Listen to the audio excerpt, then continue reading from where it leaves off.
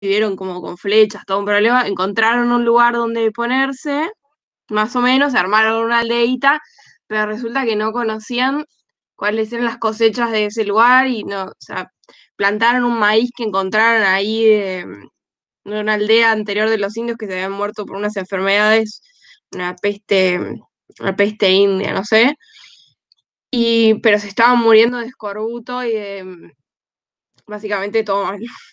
Y en un momento uno de los nativos americanos se les acerca y les dice, bueno, hacen como un trato de que a cambio de seguridad ellos les van a enseñar cómo son los cultivos, etcétera. Y entonces, un fin de año hacen una cena todos juntos, dando gracias por, bueno, que no se están muriendo más de hambre, etcétera, y ahí nace el primer. Y ellos trajeron algunos animales, los nativos trajeron otros animales, comida, ¿viste? Y ¿Mm? se sentaron a comer juntos, como festejando que ya no se morían más de hambre. Muy Pero era bueno una eso. tribu la que era amigable con ellos, no era que. Creo que se llamaban los Mohawks. Creo que sí, no me acuerdo de eso. Porque Pero pues, porque cuando es la Declaración de Independencia y Jefferson no los incluye como parte, digamos, de lo que sería el pueblo, hay una especie de, no sé si traición sería la palabra, pero mucho enojo y decepción y frustración por parte de aquellos que habían colaborado, sobre todo, imagínense, en los ejércitos, para lograr en las guerras de independencia, en la liberación respecto de Gran Bretaña. Entonces, ahí se quiebra todo un poco. Hay un libro que se llama La historia de los otros de Estados Unidos. Está citado en el texto de Pizarello, abajo. Hay varios textos que cita Pizarello muy buenos sobre la historia económica de Estados Unidos, la historia negra de Estados Unidos, digamos, historias alternativas que tienen que ver con lo que Foucault diría saberes menores. Vieron, los caprichos de la historia hacen que queden algunas cosas en sus pliegues, pero como si fuese un acordeón la historia, solo leemos los pliegues y no lo que queda metido adentro, ¿no? Cuando sí, uno dice, aparte de seré, lo que se dice que la historia la cuenta el ganador, lógico, entonces que es uno verdad. piensa, seré parte de la historia y bueno, eso es una disputa, ¿no? Sí. Después está Eh, bueno también para ver un poco más adelante en la historia para los 70, 1870 por ahí, era mm, cuando empiezan a declarar bueno, empieza la declaración de independencia y todo lo demás. Hay un musical descubrí que está en Disney Plus, Hamilton, que no es, o sea, históricamente no debe ser preciso, pero más o menos te ayuda, te hace una idea, ¿viste? lógico. Siempre igual mejor leer, ¿no es cierto? Sí, obvio, pero es Yo divertido. les, yo le creo que The Last of the Mohicans. No, no pude leer nada. Está muy Sí, bueno. va, Hay un libro que se llama The Last of the Mohicans que me hicieron leer en secundaria porque Ajá. estábamos viendo historia americana y justo mencionas eso de Jefferson y el tema de la Constitución. Mm. Y si, no, y si mal no recuerdo, mencionaban todo este tema del conflicto que hubo, que me se fue a las manos. Bueno, Puedo estar eh, equivocada igual, pero para tenerlo en eh, cuenta. ¿qué les quiero decir? Hoy es poder constituyente. Yo salteé todo el proceso francés, que me va a llevar 2 clases en otros cursos, que si quieren yo les dejo el link, si quieren, no están obligadas ni obligados, pero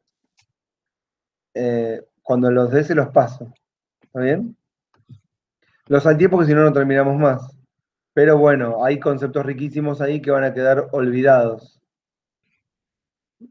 Bueno, eso por un lado. No quiero ni decir porque si empiezo a hablar me empiezo a explicar. Em, Les dejé, bueno, hoy sería poder constituyente. Me di cuenta que el tema es larguísimo. Todos los temas para mí son larguísimos. Vayan tomando nota si quieren. Por ejemplo, poder constituyente, una parte es conceptualizar qué es el poder constituyente, ¿no? Eso sería un tema. Lo voy a explicar rapidito. Otro tema es criticar eso que acabamos de explicar. ¿Con qué? Con otra caracterización un poco más alternativa. Entonces es parte conceptual número 2. Olvídense lo que acabo de decir significa. Y número 3, vamos a decir, un recorrido histórico que tendríamos que hacer con los poderes constituyentes en Argentina. ¿Mm?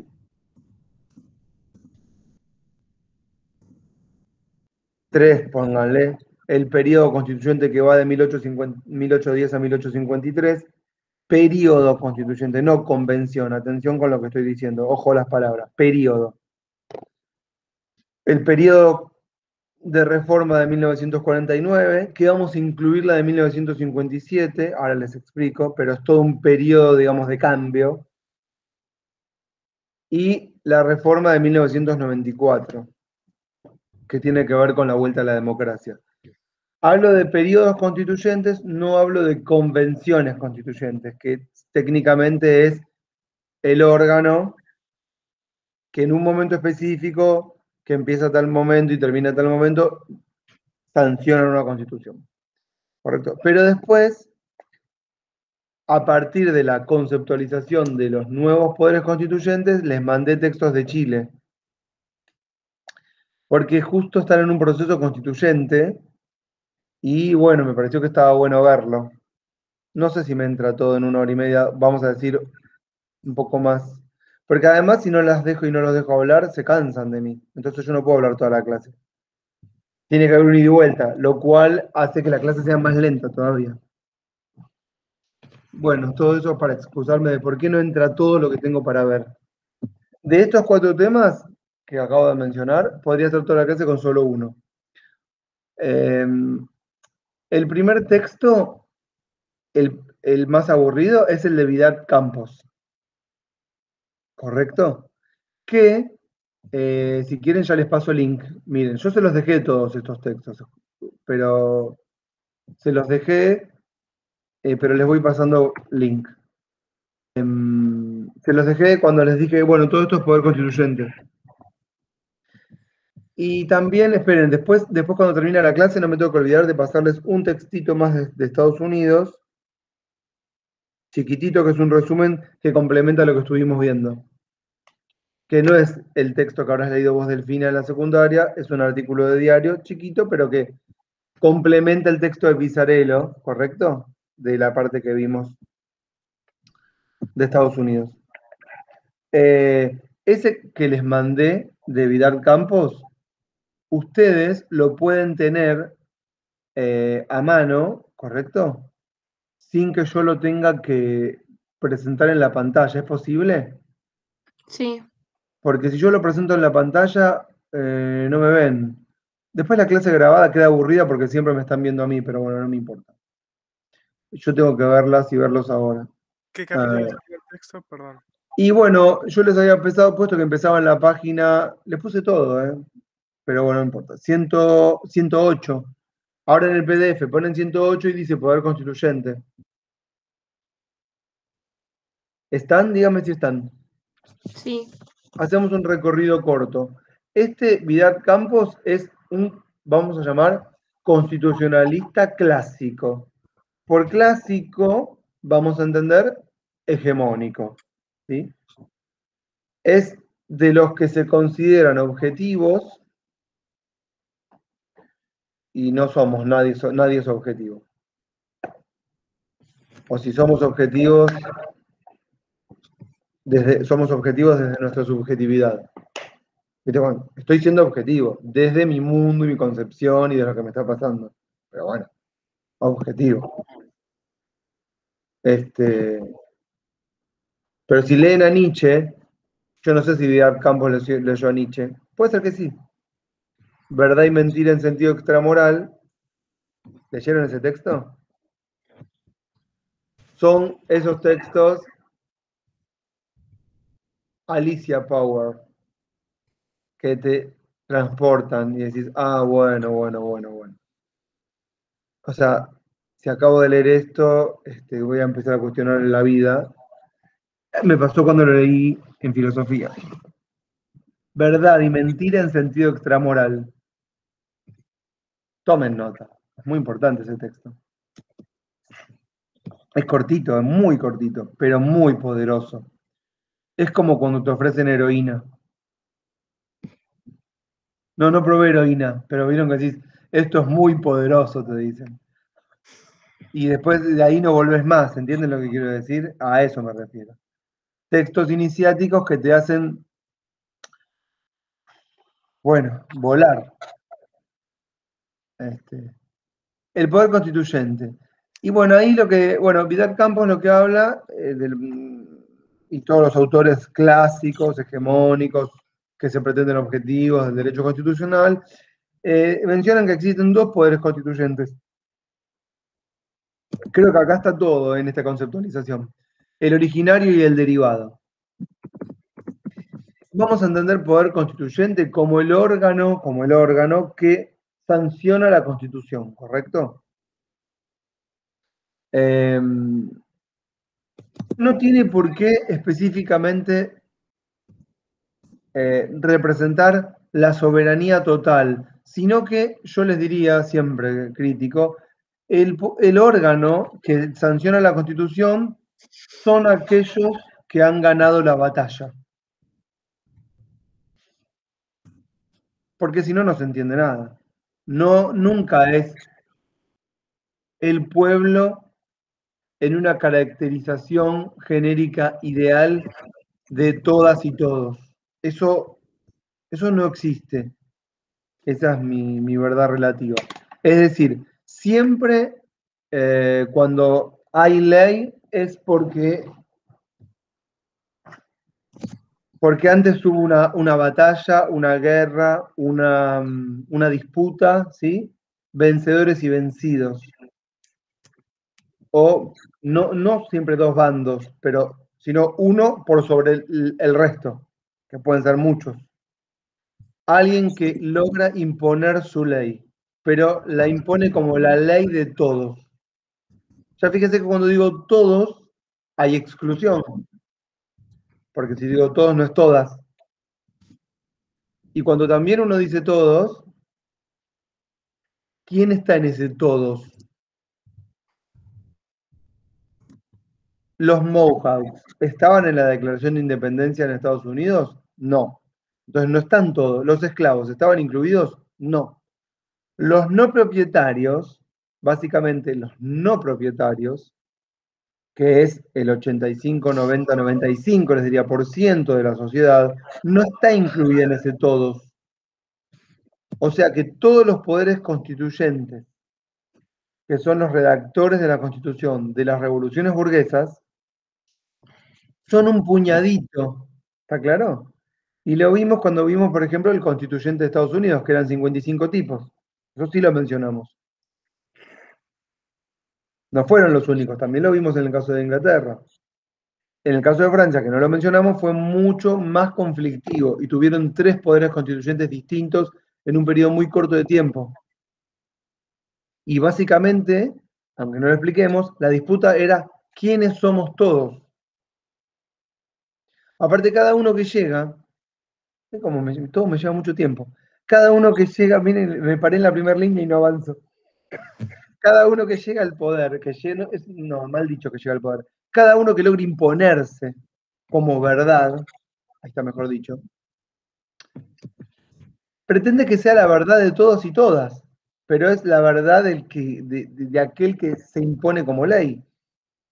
Entonces uno podría pensar que eso nunca es democracia en el sentido del gobierno de todos. ¿Por qué?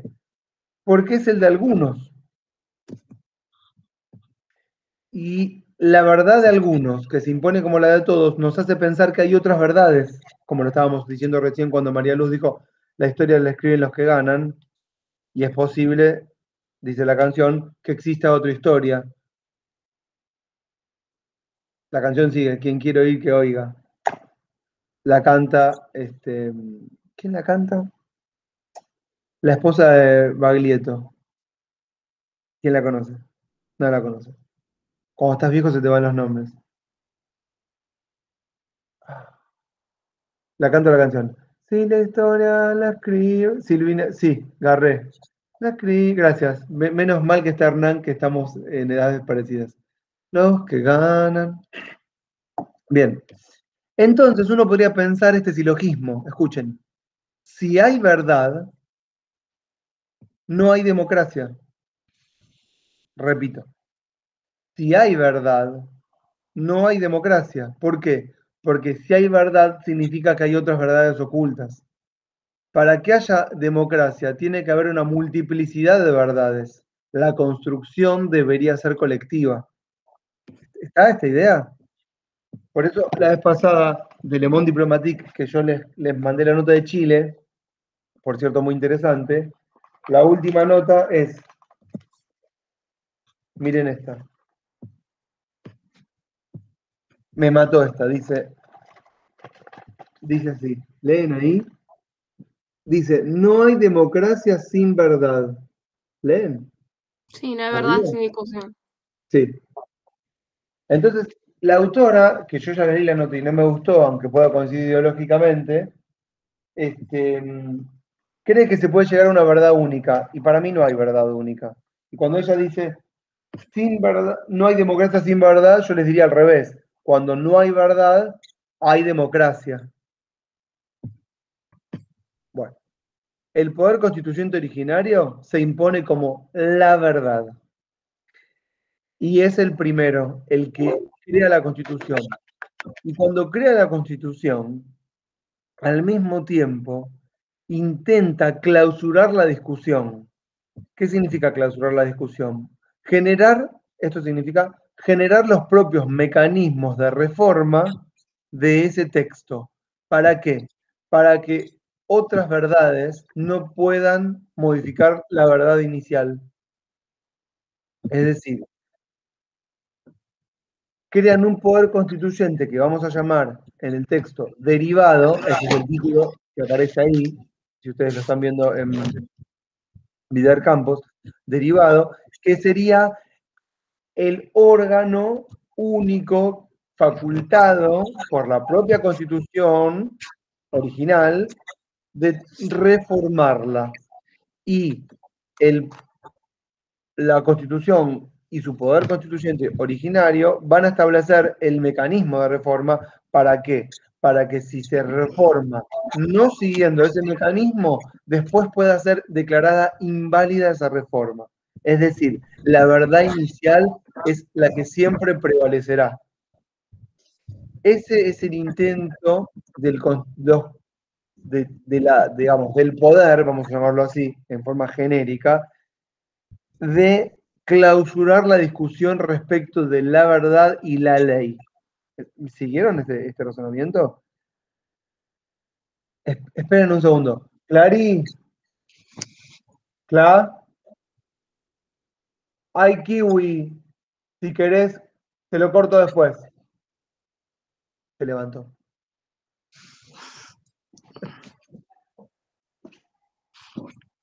¿Cómo que te sangra? ¿Te arreglás?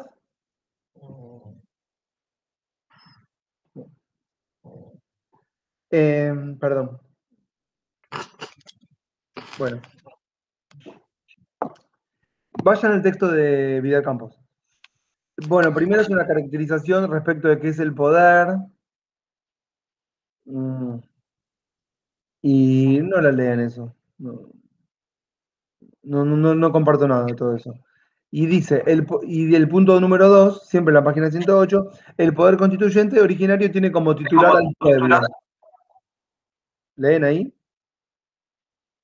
Bueno, o la comunidad, porque es la colectividad toda la que debe prever su organización política y jurídica en el momento de crearse el Estado. La noción responde a la búsqueda de la legitimidad en el uso del poder constituyente originario. Y bueno, entonces, ¿qué quiere decir Vidal Campos? Que es el pueblo quien estaría a cargo de sancionar la Constitución, ¿no es cierto? Pero ya venimos trabajando esta idea o esta noción de que aquellos que la reforman se dicen pueblo y tienen la capacidad o la virtud de imponer su idea hacia todos y caracterizar qué es pueblo y quién no es pueblo. ¿Está? Ahí cito un poquito el preámbulo de la Constitución Argentina y empieza el debate respecto de quiénes son los representantes, cómo podríamos de alguna manera caracterizarlos, si está bien, qué pasa con los que no estaban, cuáles son los valores que deben imperar, todo ese es el punto 3. Y después va a ser una caracterización, Vidal Campos, que esto es lo más importante que ustedes deberían saber, respecto de cómo es el constituyente originario y cómo es el constituyente derivado, es decir, las características de cada uno, por eso digo caracterización. Y dice que, y esto tomen nota rapidito, muy rapidito, esto es lo que en teoría les tomarían un examen, pero a mí me aburre, que el poder constituyente originario no tendría ningún tipo de limitación que vamos a llamar legal. ¿Por qué limitación legal? Porque como la Constitución es nueva, el poder constituyente es el primero y estás creando la Constitución. Al crear la Constitución, no tiene ningún límite que le impone la Constitución anterior. Entonces, en ese sentido, sería ilimitado. ¿Siguen esta idea? Y después dice, bueno, Vidal Campos dice, bueno, pero tiene que haber algún límite. ¿Cuál? No es que tiene que haber. Encontramos, dice, algún límite. ¿Cuál? Y el que tiene que ver con la propia idiosincrasia del pueblo creador, o que tiene que ver con los pactos preexistentes, es decir, el conjunto de alianzas que llevan a la sanción de la Constitución, y eso es lo que vamos a respetar. Por ejemplo, si dijimos que íbamos a hacer un pacto de tal y tal sentido, ahora no podemos traicionar ese pacto, ¿entienden? Entonces, esa es la limitación. Básicamente, son limitaciones que serían no del orden legal. Eso es lo más importante. En cambio, el poder constituyente derivado es un poder constituyente que tiene, además de todo ese tipo de limitaciones, la propia reglamentación del texto anterior. Y entonces ahí hablamos de que el poder constituyente derivado tiene que seguir reglas. ¿Está claro esto que estoy diciendo? Y ahí Vidal Campos dice, hay constituciones rígidas y hay constituciones flexibles. Esperen, ¿ya está? Bueno, si aguantás a que yo termine la clase, yo después te hago el desayuno. Dale. Hay constituciones ya rígidas y otras flexibles. Las constituciones rígidas son las que establecen su propio mecanismo de reforma. Por ejemplo, a ver si saben. ¿La Constitución Argentina no tiene mecanismo de reforma? Exacto. Por ejemplo, la nuestra. ¿Saben qué artículo Pensaba es? que todas, por eso no todas, es que sí, casi No, todas deben tener. todas no, porque ¿qué pasa? Hay constituciones que vamos a llamar, si quieren, flexibles. Así le pusieron los profesores de Derecho Constitucional, flexibles. Es decir, que aceptan mecanismos de reforma mucho más laxos, sin tantos requisitos, sin tanta necesidad de consenso, que permiten una, digamos, más permeabilidad y, si quieren, también adaptación a las fuerzas políticas de turno y a las cambiantes ideas sociales. Hay constituciones rígidas que prevén sus mecanismos de reforma, como es, por ejemplo, la Constitución Argentina. Les presento ahora en el artículo 30, muy bien, Delfina Verdini decía, sí, yo lo conozco, el 30. ¿Qué estás diciendo? Que lo menciona en el texto y bueno, nada, entonces lo leí. Sí. Pues no tenía ni idea. Sí. ¿Qué dice? Porque en la Constitución menciona del 1 al 29 un montón de derechos, ¿sí? Derechos que tenemos, derecho a esto, aquello, a lo otro. Y en el 30 dice, esta Constitución podrá modificarse en el todo o en alguna de sus partes. Todo o algunas partes. Y dice, para realizar dicho procedimiento se deberá convocar a una convención constituyente. Eso dice el artículo 30. Si lo están leyendo, más o menos dice eso. No la estoy leyendo, pero más o menos es así. Y ahí, en esa fórmula de 2 líneas de mierda, vamos a decir la verdad, se establecería todo el mecanismo de reforma, pero que establece la rigidez. ¿Por qué? Porque la Constitución dice, básicamente, lo más importante, que para reformarla tiene que haber una convocatoria. El sujeto tácito es muy bueno porque no se sabe quién, o creo que dice, a ver si dice, creo que dice que el Congreso convocará una convención constituyente. ¿Dice? Miren qué desastre, ¿no? Profesor de Derecho Constitucional y no sabe esto. La necesidad de reforma debe ser declarada por el Congreso con el voto de las 2/3 Ah, partes. sí, ya está. Sí, perfecto. Exactamente. Entonces, la Constitución nuestra establece que para reformarla, el Congreso, que es escuchen lo que voy a decir ahora, un poder constituido, porque está creado por la propia Constitución, es el único que puede, a través de una ley que se llama Ley de Necesidad de Reforma, es el único que puede convocar con una mayoría especial, es decir, no con la mayoría absoluta, que es la mayoría que se establece para votar cualquier tipo de ley, sino con una mayoría especial agravada de 2/3, el único que puede convocar a una convención constituyente que tenga por misión reformar la Constitución. ¿Está? Igual dentro de todo es bastante flexible, ¿no? Porque si bien establece que el Congreso tiene que pedirlo, dice que se puede reformar en su totalidad. Podría ser peor, digamos. Me doy cuenta igual que cuando leo el artículo, todo lo que me propuse hacer lo tiro por la borda, ¿entienden? Bueno, voy a empezar a explicar. Acá, tomen nota de esto. Tomen nota de esto. Me frustro. Tomen nota de esto. Anoten como título. Cláusulas pétreas. Anoten. Cláusulas pétreas. Anoten también. Convención constituyente. Anoten también mayorías especiales. ¿Sí? Bueno. Vamos con cada uno de estas cosas de esto que acabo de mencionar. La Constitución dice que puede reformarse en el todo o en cualquiera de sus partes. Entonces ahí uno piensa, bueno, la podemos reformar toda. Incluso la Constitución explica los propios mecanismos de la aniquilación de la misma Constitución. Solo establece que se haga una convención. Pero si se hace la convención y quiere reformarla completamente desde el artículo 1 hasta el final, puede ser. Porque así lo dice el texto. ¿Está claro lo que estoy diciendo? No obstante, el poder se arrepintió de esto, porque no tenían el espíritu la idea de que se iba a reformar toda. Nadie piensa, cuando está en el momento de la victoria, que los derrotados alguna vez pueden levantarse y alzar la voz. ¿Comprenden?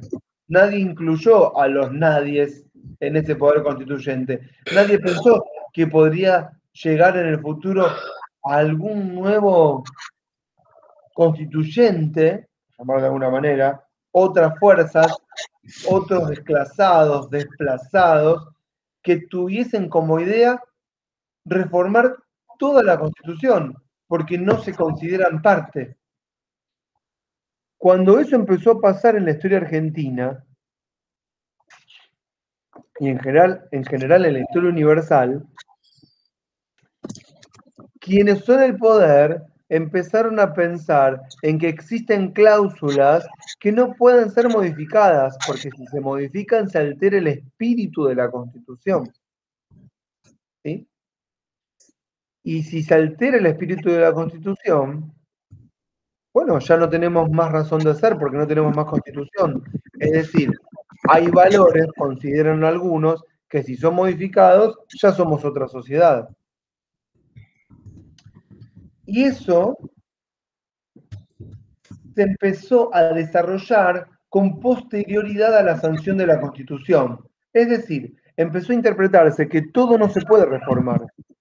Y uno diría, ¿pero cómo? Si la Constitución dice que sí. Sí, sí, pero no está bien lo que dice la Constitución. ¿Y quién lo dice? Nosotros. ¿Quiénes son nosotros? El poder. Los intérpretes de la Constitución. Yo les diría que es más importante pensar en los intérpretes de la Constitución que en la Constitución misma. ¿Quiénes son los intérpretes de la Constitución? Clase que viene, o siguiente. En nuestro país no tiene respuesta a esta pregunta. No quiero aventurar respuestas. Formalmente les puedo decir que es el Poder Judicial. Formalmente. Pero filosóficamente hablando, el único que interpreta la Constitución es el poder. Pónganlo en cabeza de quien quieran en el momento específico. ¿Entienden? Lo que ustedes entiendan por el poder. Porque finalmente es más importante quién le interpreta que lo que el propio texto dice. Entonces, cuando el poder, quien quiera que sea, bajo la forma que a ustedes les parezca, y yo acá no quiero juzgar, bajo la forma que a ustedes les parezca, cuando el poder interpreta que hay cosas que no se pueden modificar, no se modifican.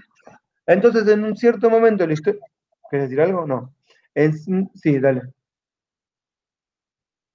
Que el otro día la estaba leyendo, pues estaba buscando para hacer un trabajo, y creo que es el artículo 47 el que habla de los derechos humanos. No me recuerdo.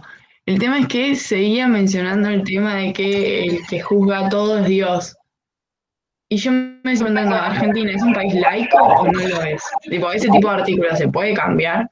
Bueno, miren, Jefferson decía que es saludable que la Constitución se reforme cada 25 años. ¿Por qué? Porque cambia una generación y hay nuevos valores, y a partir de ahí, él decía, cada Constitución debería adaptarse a su época, ¿no es cierto? Porque si no, el texto queda desfasado respecto de los valores. Marx coincidiría con Jefferson. No lo digo, me lo digo bien, coincidiría hasta literalmente en su época. Sí, yo estoy de acuerdo, diría Marx, con lo que dice Jefferson. ¿Por qué? Porque no hay una correspondencia entre, esto se lo diría Gramsci, no hay una correspondencia entre las dominaciones o lo que pasa en la estructura y lo que pasa en la superestructura política. Hay una hegemonía y una contrahegemonía. Pero esto no es compartido por todas y todos. Durante mucho tiempo, este tipo de cláusulas, como la que vos mencionás, Delfina, no se podían modificar. Recién se modificó, por ejemplo, el requisito de que el presidente argentino fuese católico en el año 1994. O sea que hasta esa fecha, los presidentes, que eran siempre hombres, tenían que ser católicos. De hecho, Menem Como Carlos Saúl, iba a decir. Claro, es el caso más paradigmático porque él se convierte, no sé cómo es el procedimiento en la iglesia para ser católico, no tengo la más remota idea, pero debe seguir algunos requisitos canónicos, no sé cuáles, comió la hostia, qué sé yo, le tiraron agüita en la cabeza, no lo tengo bien claro. Pero fíjense que ahora cuando murió lo enterraron en el cementerio de su verdadera religión. Igual él siguió siendo musulmán, es lo que decía. Me parece perfecto. Era un musulmán converso. Y después el tema de que... Serrano, sí, perdón. Y que juran sobre la Biblia, a mí me vuelve loca, pero bueno. Sí, y por estos santos evangelios. Bueno, pero eso se modificó. Pero durante mucho tiempo era un valor que no podía ser modificado. ¿Comprenden? Mientras Ricardo se une. No estaría dando mucho resultado. ¿Qué cosa, Hernán? ¿Qué es lo que no estaría dando? que juren sobre la Biblia, digo. Ah, Ahora pueden elegir sobre qué jurar, pero me parece un papelón que juraran sobre la Biblia, porque tienen que jurar sobre la Constitución, en todo caso sobre, Y lo no hacen por la sé, Constitución. ¿No? claro, pero al principio, como se juraba sobre la Biblia, y todavía siguen jurando sobre la Biblia algunos. sí, sí, no, es que tiene que De ver con hecho, los valores compartidos por una comunidad, ¿entienden? Yo no lo veo como una locura. Lo que ustedes dicen como una locura, para mí es totalmente normal. sí, Normal, la palabra no normal para mí, sino que hay una normalidad que tiene que ver con los valores de la sociedad que se conformó, que es católica, ¿sí? Eh, que viene de la España católica, de la Inquisición, y que somos una sociedad evangelizada, católica, en su mayoría, y si quieren ahí tenemos un primer todos excluyente, porque no es todos, son todos los que somos propietarios, hombres blancos católicos. claro, sí, De no, hecho, yo fíjate que decía del estaban aspecto divorciados, de creo, ¿no? yo decía del Perdón. aspecto ¿cómo se llama? Accountability. Bueno, Sí, que vos accountability es tenés el responsabilidad. control vertical. Claro, no, que vos decís, o sea, que Dios y la patria me lo demanden. Pero para que, o sea, para mí tiene que ser sobre la Constitución. Hace poco una diputada dijo en el debate del aborto, que yo de hecho la conozco, pero bueno, todo bien, pero no. Dijo, si les gusta a Dios, sáquenlo de la Constitución. Y todos tipo, y sí, reina, sí, qué Pero buena bueno, idea. pero es eso que yo te puedo estar muy de acuerdo, en muchos lugares Sí, del país despierta mucha confrontación, porque es como un valor, digamos, que si vos quitas, le quitas la esencia a la Argentina. Yo entiendo que vos no lo vas a compartir. claro, que Lo que- uno no piensa que esa sea la esencia de la Argentina, pero otro grupo sí, puede por pensar eso. eso, claro, pero eso Por lo que eso que el nosotros, poder interpreta la Constitución. Uno primero responde a Dios y después responde a la Constitución. ¿quién Por uno? eso me ocurre. Eso. No, digo, en general, Ah, sí. Un sector. El primer todo es excluyente. me, Como, me- me esperan que me tocan el timbre, no sé por qué corno. No deberían tocarme el timbre hasta ahora acá, esperen. Siempre dice lo mismo, no deberían. Bien.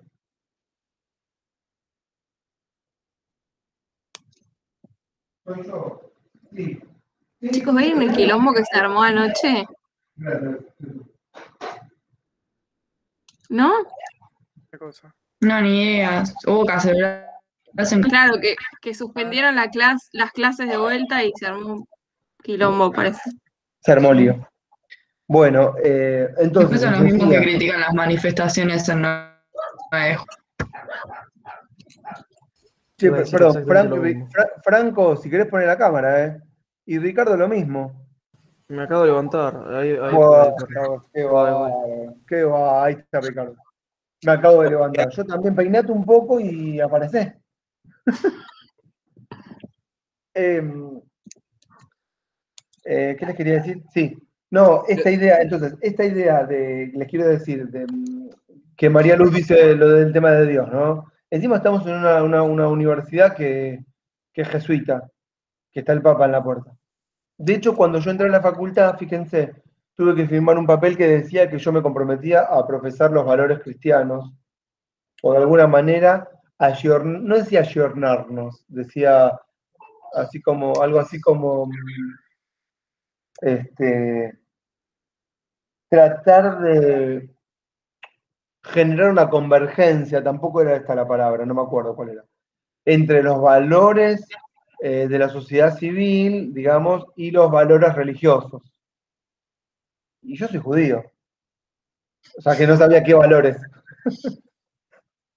Dije, está bueno eso. Dije, los 10 mandamientos y la Torá y el Tanaj, que son los libros sagrados de la religión judía, vamos a decir.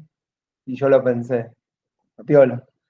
Sí, Bueno, todo bien. No, este, lo que pensaba yo es de, sí, estando Dios en la Constitución, etcétera, es también una forma de excluir a todos los demás que no. O sea, que no lógico, creen o... A ver, que creen en uno distinto, porque no lo, quiere, o sea, se habla específicamente de uno. lo que ustedes tienen que saber es que no hay una Argentina, sino que sí, si quieren, pueden pensar, hay una Argentina imaginada. Y cada uno se la imagina diferente. Y para que exista una sola Argentina, tienen que incluir a todas las Argentinas imaginadas. ¿Entienden? Entonces, ahí tiene que aparecer todo. Dios, no Dios, lo laico, lo no laico y... Claro, o no aparecer ninguno y dejar libremente, o sea, si no aparece ninguno, no excluís a nadie, porque, o Es, sea, claro, pero al no aparecer ninguno, los que no están mencionados, pero no están tampoco en el pensamiento, se sienten excluidos. Y muchas veces hace falta que las cosas aparezcan en un papel para que sean reconocidas y después incluso impuestas. Entonces, en realidad, cuando aparecen es una discriminación positiva para igualar, pero siempre va a acarrear el problema de los que quedan afuera. Sí, claro. ¿Puedo decir algo que va a sonar muy mal? sí, claro. Me mato si hacen una constitución que dice todes, pero me mato. Perdón. Dudo que lo consiga. Pero no lo puedo conseguir. Bueno, Aunque pueden estoy poner a favor de todo derecho social que se te ocurra, no puedo conseguir una constitución que diga todes. Bueno, ahí tienen un caso de una Argentina imaginada que no soporta el TODES. ¿Qué hacemos con el grupo de gente que no soporta el TODES y que se aglomera y dice, nosotros somos los anti-TODES? Yo Y tengo bueno, algo para decir. ¿cómo los Es que incluimos? excluye más de No lo sé que si es un grupo incluye. Bueno, está bien, escuchen, estos debates que son sanos, lo que nos están dando la pauta tal vez, es básicamente de que no hay una verdad y que es muy difícil incluir a todos y que por eso es difícil de lograr la democracia y que el poder constituyente siempre es de unos, aunque sea la gran mayoría, siempre alguien queda afuera y eso es lo que nos tiene que quedar claro. Y si queremos pensar que tiene que ser una Argentina de todes, sin el todes, entonces no debería existir el poder constituyente. De hecho, esto se me fue a la mierda mal. Esto es un concepto de Agamben. No, perdón, de Roberto Espósito. ¿Lo conocen este autor, Roberto Espósito? Qué bien que digan que sí. Hernán dice que no. No, Me suena. bueno, es un pensador biopolítico, escuchen, que dice que hay otra cosa que es innombrable, y si la nombrás le das entidad, y que el rol del poder del Estado es justamente el de dar entidad, porque si el Estado no da entidad, la entidad se genera sin que el Estado lo otorgue, y a partir de ahí empieza una especie de, ¿cómo les puedo decir? Aquello que no se puede nombrar, que se autorreferencia en algo nuevo, que viene a ser disruptivo respecto de la comunidad.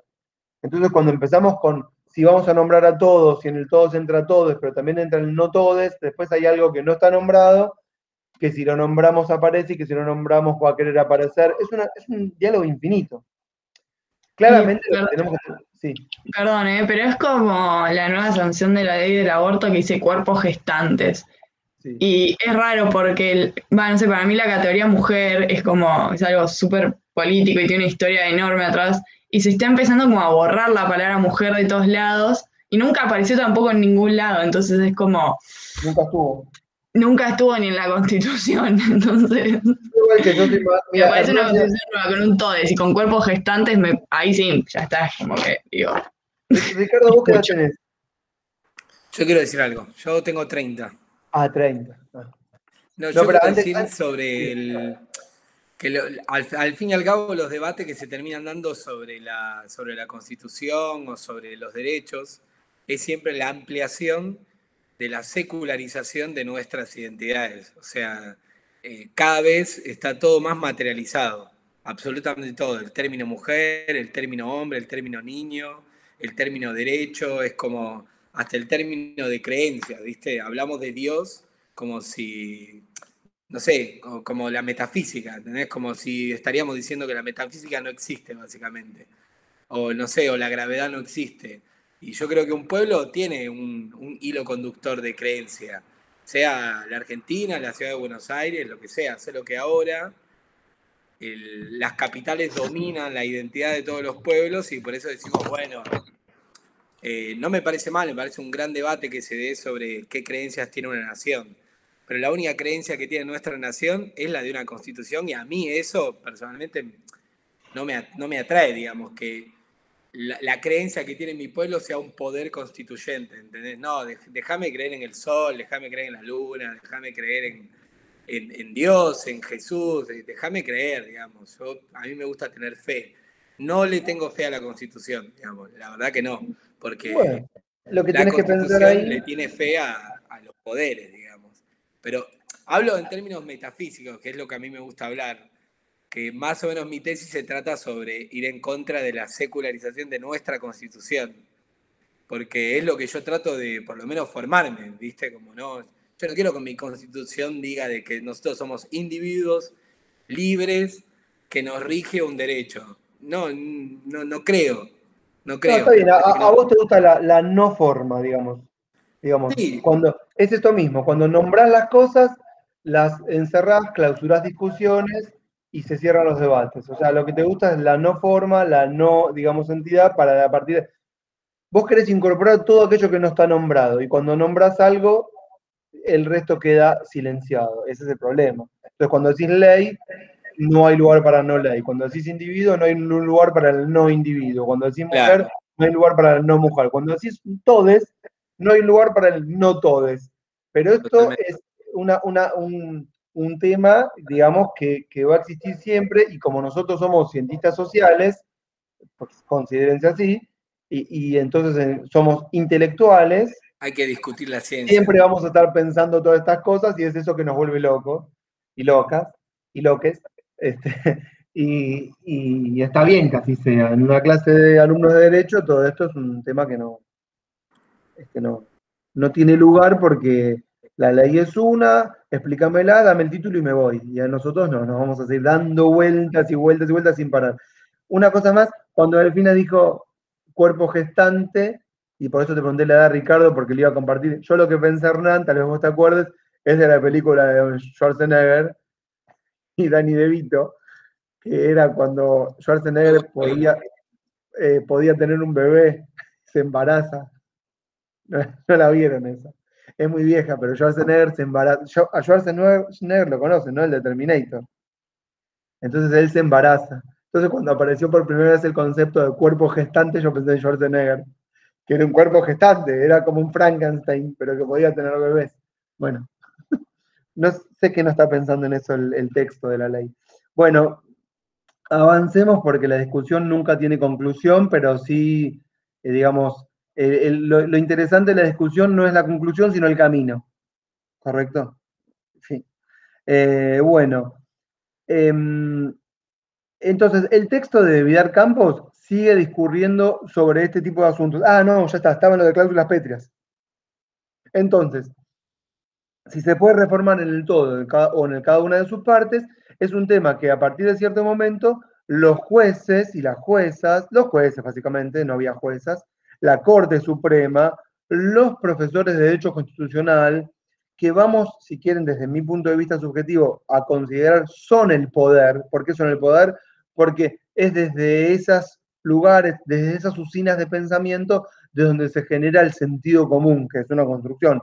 Interpretaron que la Constitución no podía ser reformada toda, en todas sus partes, que había cláusulas que son pétreas. ¿Qué significa? Yo sé que, Ricardo, te estás reventando en el asiento, pero bueno, esto es lo que estoy explicando, que históricamente pasó a partir de la construcción de, si quieren no les va a gustar esta, una sociedad propietaria heteronormativa, vamos a agregarle, si quieren acá, ¿sí? Con valores católicos, con valores tradicionales que tienen que ver con la familia, el orden, Dios y la patria, Sarasa, y los evangelios. Entonces consideraron que había una parte de la Constitución que no se podía reformar. ¿Qué parte es esa? Toda la primer parte. Lo menciono porque en el año 1994, bueno, fue parte de la discusión. Ya voy a llegar a esto. Y después, cada vez que digo después pienso, ¿qué importa el después? Y ahí es un tango, ¿no? Toda mi vida es el ayer que se detiene en el pasado, pero bueno. Y después apareció en la Corte una interpretación respecto de que sí habían cláusulas pétreas. pero este dato pueden tomarlo Un fallo y hacer un jurídico. asterisco. Háganle un asterisquito. ¿Por qué? Porque no me acuerdo ahora el dato. Cláusulas pétreas. Y yo se los voy a decir la clase que viene. Un fallo muy actual, no un fallo viejo, un fallo muy actual, que por primera vez habló de cláusulas pétreas. ¿Qué son cláusulas pétreas? Cláusulas que no se pueden modificar. Nunca en la historia de la Argentina la justicia, a través del Poder Judicial, declaró que existieran, pero en el espíritu estaba acordado que había una parte que no se podía reformar. Y operó materialmente así en 1994, cuando se dijo que la primera parte era inmodificable. Pero hay un fallo muy reciente, de acá, no más de 5 años para atrás, que habló por primera vez de cláusulas pétreas. Y yo me lo estoy anotando porque después lo busco y se les paso el dato. Y amplío esa parte. Igual como tenemos tanto para ver, y esto no me lo acuerdo, pésimo, ¿no? Pero bueno, no importa. Lo dejo. ¿Qué otras 3 cosas les hice anotar? Una era lo de las cláusulas pétreas. ¿La otra cuál era? Convención constituyente y mayorías especiales. Bien, Convención Constituyente. La Constitución establece que los que van a reformar la Constitución son un poder constituyente que tiene nombre y apellido, poder constituyente. Y esa convención va a hacer, esto no lo dice la Constitución, pero también entendemos que es así, elegida popularmente. ¿Mm? Es decir, la convención constituyente tiene que ser elegida en elecciones. Tiene que haber un acto eleccionario y a través del sufragio el pueblo tiene que elegir a los convencionales constituyentes encargados de reformar la Constitución. Y así ocurrió en 1949, en 1957 con proscripción del peronismo y en 1994. No así en 1853 y en 1860, que no existía el sufragio, o sí, perdón, existía, pero no tal cual lo conocemos hoy. Secreto, obligatorio y universal, sino que era no secreto, no universal, no obligatorio. ¿Correcto? Esto tampoco lo menciono mucho porque lo hablaría si ya no tengo ni tiempo en la parte de la Constitución argentina.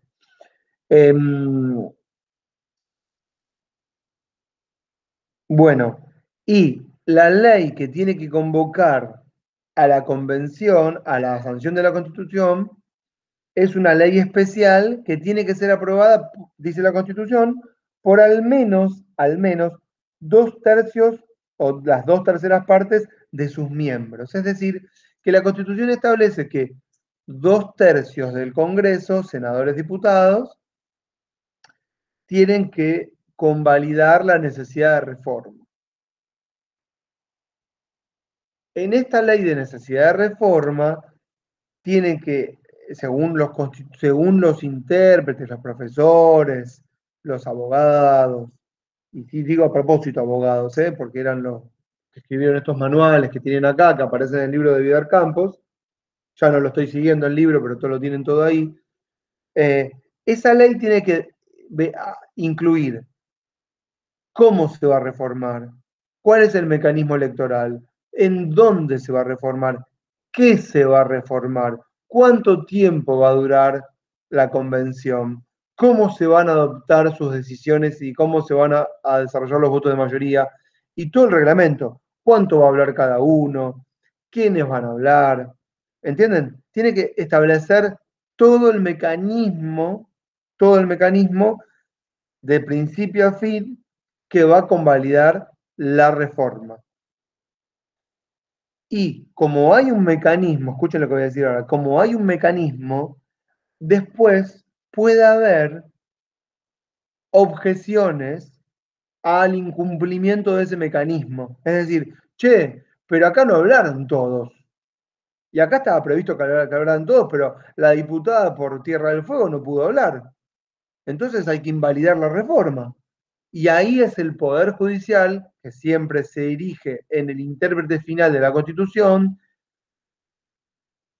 el que va a terminar decidiendo si es válida o no es válida la reforma. Uno podría pensar que el Poder Judicial, que es un poder constituido, va a terminar decidiendo sobre el Poder Constituyente. Sí. ¿Por qué? Porque este es el juego del huevo y la gallina, ¿entienden? ¿Quién está sobre quién? ¿Quién está primero? Y uno podría pensar, no puede ser el Poder Judicial el último intérprete de la Constitución, porque justamente la Constitución, con su poder constituyente, está tratando de reformar ese poder. ¿Ese poder va a interpretar cómo tiene que ser reformado? Bueno, pero eso pasa. Eso pasó siempre, y eso lo vamos a ver en la parte de control de constitucionalidad. Pero tenemos, ahí voy Marcos, casos en donde el Poder Judicial, desde primera instancia hasta el final, la Corte, ha decidido sobre la reforma de una constitución. Decime, Marcos. Sí, que hablando de eso, está el caso del juez Fait, creo, Sí. que la reforma constitucional estableció que los jueces de la Corte Suprema solo podían estar hasta los 75 años o algo parecido, y Fait ya así. tenía 76 Ujú. y declaró apeló esa parte de la Constitución y se declaró anticonstitucional Bueno, sí. de la Constitución. Dejate un asterisquito para Sí. preguntármelo porque si no, no terminamos más. Este es un tema perfectamente de hoy o de control, todos los temas están pegados. Y bueno, lo desarrollamos cuando veamos control, pero ese es un caso de estos que estoy mencionando. El primer caso es del año 1960 y 60 y pico, 62, 63, en donde se decidió sobre la reforma del 57. Y este es el caso que vos mencionás, es un caso del 94, pero tenemos más.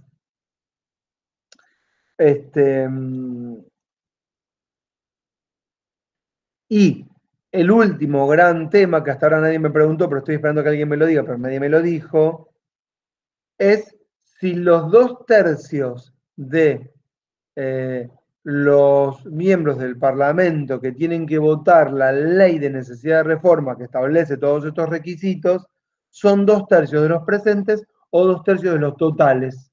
¿Alguien lo pensó y no me lo dijo o ni siquiera se les ocurrió? Es de los totales, lo establece el artículo. ¿Dónde? Léelo, a ver. Espera.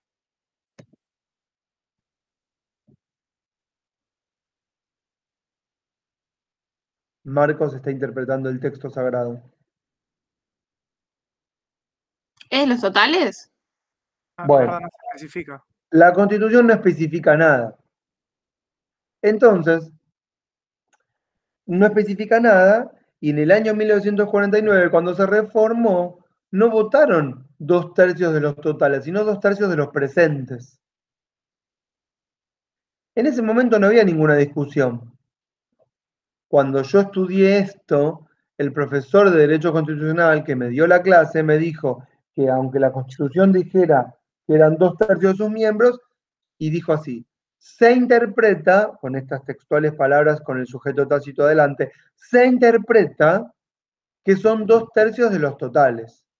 Claro, ahí uno se está, como Ricardo, revolviendo, retorciendo en el asiento, queriendo levantar la mano y decir, ¿pero por qué? Si no lo dice la Constitución, ¿quién dijo se interpreta? Y ahí está, por otra vez, ese sujeto tácito que es el poder, que es invisible, pero que en realidad existe, tiene nombre y apellido. En el año 1956, escuchen lo que les voy a contar, desde la Facultad de Derecho se empezó a movilizar un grupo que tenía por propósito derogar la reforma del 49 y además suprimir todo lo que fuera peronismo de la Constitución. Ese era el no todos que no entraba en la Constitución de esa época. La Constitución no era peronista, era la Constitución sin Perón y el peronismo, y empezó a elucubrar algún tipo de argumento que le permitiera justificar que la reforma del 49 era inválida. ¿Siguieron este razonamiento? Entonces empezaron a crear seminarios, no les voy a decir al estilo de hoy, vieron que te mandan por un meme, no un meme, ¿cómo se llaman esos afiches que tiran por la compu, que antes se pegaban en las carteleras, que dicen Flyer. flyer, te agradezco, María Luz. Un flyer que antes eran papeles en carteleras. No sé si existirían carteleras en la Facultad de Derecho en el año 1956, pero supongo que sí, estaría bueno.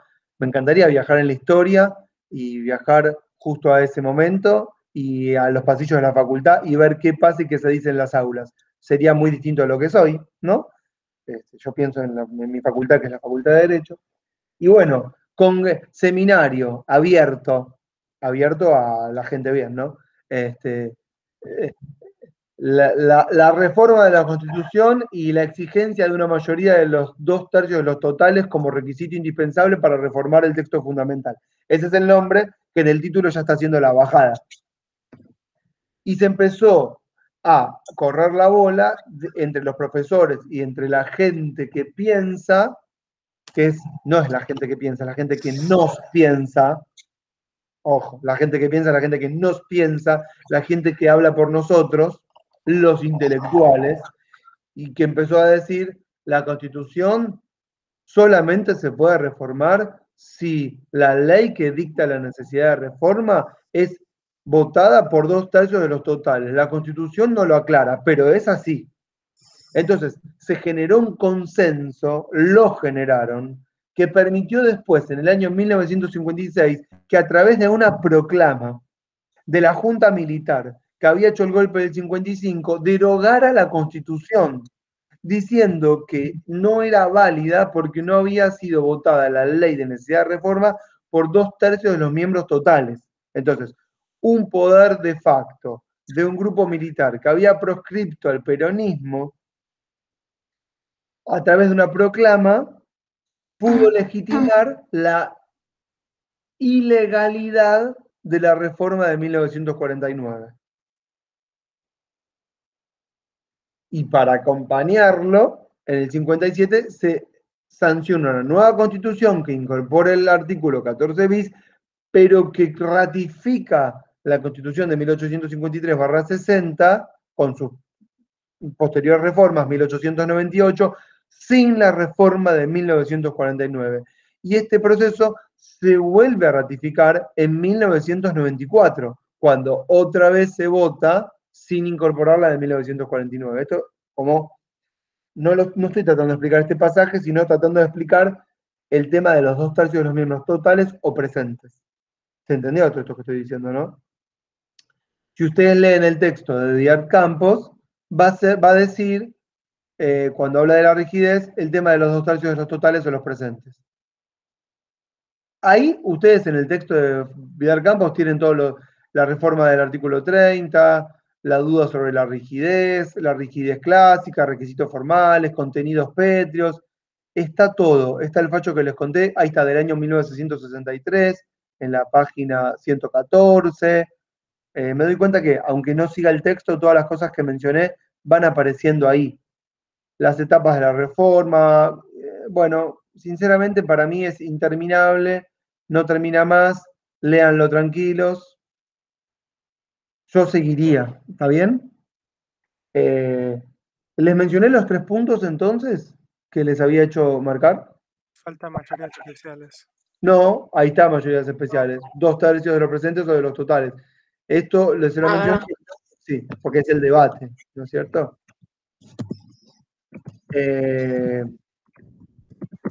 ¿Por qué? Porque quiero seguir conceptualizando. Un poquito más. Les dejé otro texto, que es el texto de los nuevos poderes constituyentes en América Latina. ¿Lo tienen? ¿O no lo tienen? Miren ahí lo que les mandé, porfa. ¿Cómo se llama ese otro? Perdón, ¿puedes repetir? No me distraje. Te distrajiste, no pasa nada. No pasa nada. Un segundo, ¿vale? No, yo entiendo que se puedan distraer, si yo también me distraigo. ¿Qué texto dijiste? Miren, te los acabo de mandar por WhatsApp. ¿Está? Ahora me llegó. Ahí va. No, pero yo ya sé que lo que les mando no registran. Ya se los mandé el día que les dije acaba todo, ahí ya se los había mandado. Sí.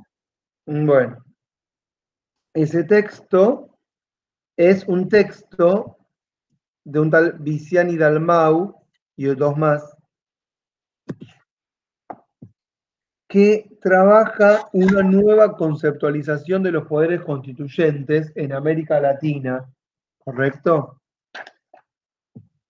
Y que actualiza un texto tan aburrido como el de Vidal Campos. Es decir, yo les doy el texto clásico de Vidal Campos que hace que se retuerzan en el asiento, porque lo van leyendo y se van poniendo nerviosas y nerviosos si ustedes tienen inquietudes. Pero yo por lo menos, a ver, no quiero pretender ser abierto, porque no hay abierto, no existe lo abierto. Pero tengo una concepción de mí que me hace pensar que puedo recibir nuevas ideas. Entonces, cuando yo digo las cosas, sé que hay cosas que no digo que ustedes están pensando, y eso es lo abierto, si quieren, ¿no?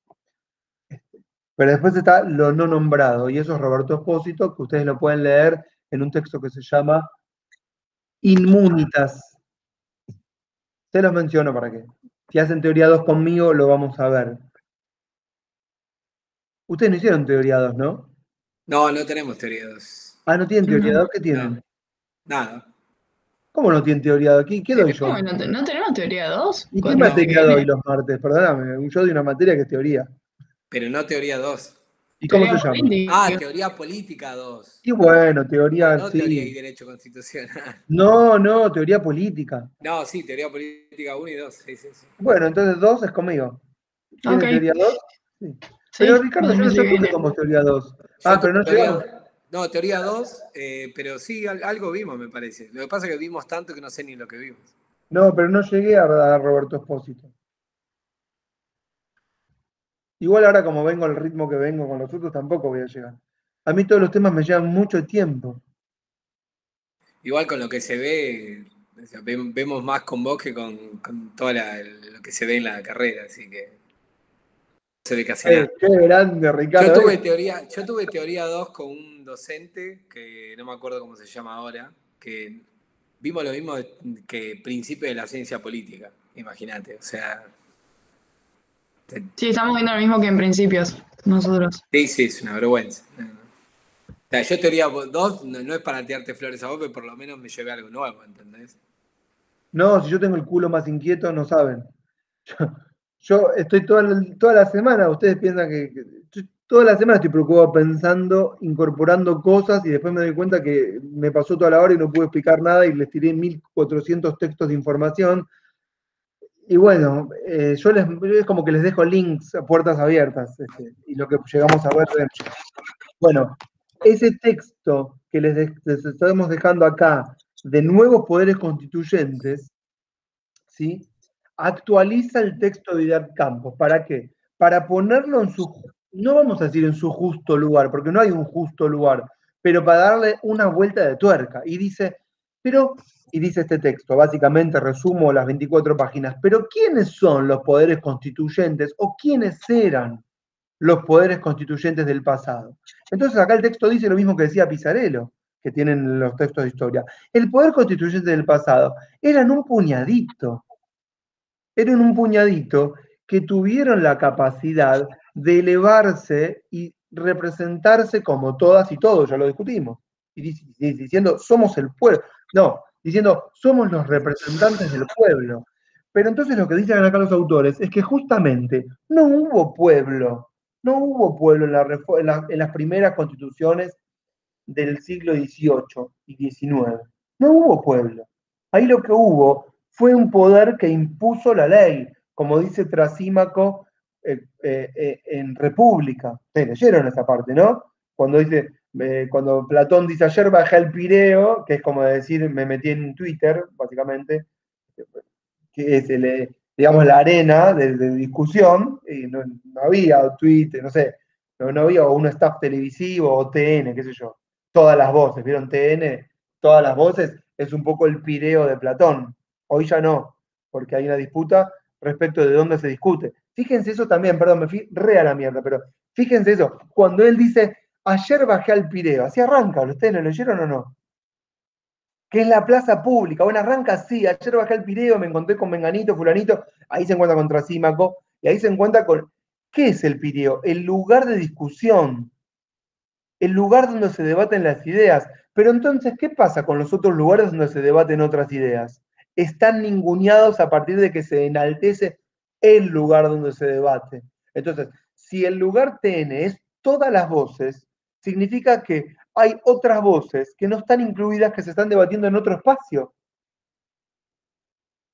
La pelea no es qué se discute, sino quién y dónde. Es buena esta. Bueno, no importa. Cuando Platón establece entonces en el Pireo que el lugar de discusión es ese y no otra plaza, la plaza al lado, la plaza alternativa, ¿sí? O la plaza del pueblo. Sí, perdón. ¿Qué? Perdón, ¿qué? Perdón, ¿qué?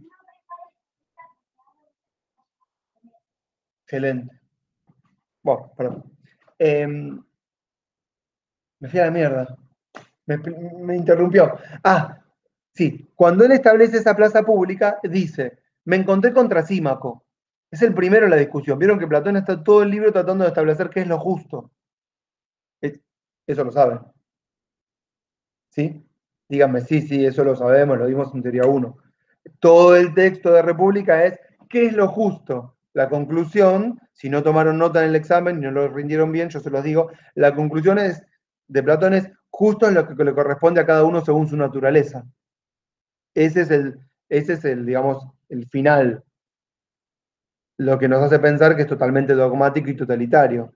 O sea que según mi naturaleza a mí me corresponde una cosa y a vos otra. ¿Hay una naturaleza de cada uno? ¿O la naturaleza en realidad es la construcción de sentido y no es un sentido común? Bueno, eso se lo criticaríamos a Platón.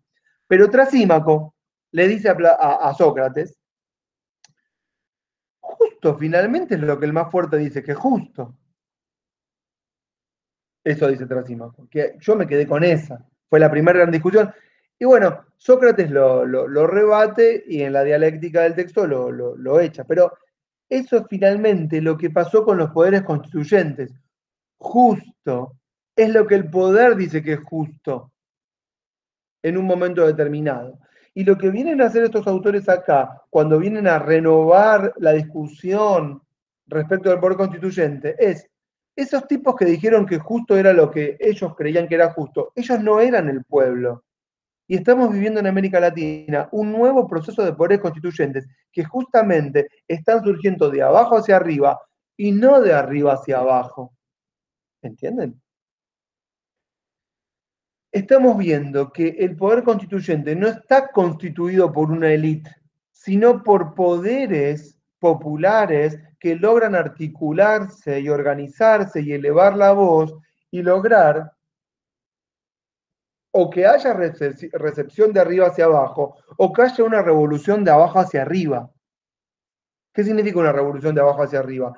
Es decir, tus ideas de lo que es el poder me importan un pepino, porque acá hay un nuevo poder constituyente que emerge, ¿sí? Y que se impone, y que te dice, vamos a hacer una constitución de esta otra forma. Y lo que dice el autor es que en América Latina estamos viendo que estamos en esos procesos, y menciona algunos casos puntuales. Hernán pone cara de, no sé, dudo, pero la duda es válida, porque la duda significa, bueno, cuestionemos. Puedo no estar de acuerdo con lo que dicen los autores, puedo creer que en realidad no es como yo estoy diciendo, como dicen los autores, sino voy a interpretar, Hernán, lo que estás diciendo con tu gesto, y si no, vos me corregís. En realidad está impuesto de arriba hacia abajo, porque hay populismos, en la Constitución de Bolivia fue de arriba hacia abajo, qué sé yo, no sé. Hay, puede ser de militares, como el caso de Chávez, que van de arriba hacia abajo, pero también podríamos pensar, no sé si era eso lo que estabas pensando, que hay sectores populares que se organizan y que hay élites de poder de arriba hacia abajo que toman lo que de abajo hacia arriba se está diciendo, que se hacen eco de las demandas, que las canalizan, que incluso las capitalizan en, vamos a poner entre comillas, beneficio propio. Utilicé las demandas del pueblo para yo catapultarme y decir, yo soy el representante de estas nuevas ideas. Bueno, hay un ida y vuelta constante. No vamos a poder clausurar la discusión. Lo que sí estamos viendo es que efectivamente hay algo nuevo. Y entonces los autores, en ese texto que les dejé, mencionan el caso de la Constitución de Colombia, el caso de la Constitución de Ecuador, correcto, y nosotros ahí podríamos pensar la Constitución de Venezuela, y no ponen a la Constitución de la Argentina en el año 94 porque considera que la del 94 es una constitución pactada entre élites en la cúpula. ¿Siguen este razonamiento? No vamos a clausurar la discusión. Ustedes pueden tener una concepción más bien elitista. ¿Qué significa elitista? Bueno, que el poder en realidad es horizontal y es entre cúpulas que se disputan de alguna manera el ejercicio y que representan a los de abajo si quieren.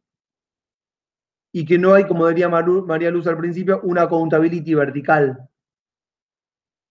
Y el pueblo intenta constantemente generar mecanismos alternativos de accountability vertical, pero el poder que está arriba no quiere aceptarlos. No vamos a clausurar la discusión. Lo que sí es interesante es el concepto de Negri respecto de poder constituyente. Me gustaría leérselos. ¿Puedo? Página. No quiero, ¿lo tienen el texto? Página 12, no sé cuál es del PDF, pero es 12 del texto. Empieza la página, dice, de 1987-1988. ¿La ven esa página? Vayan mirando. Página 7 el PDF. Es la 7 del PDF, muy bien.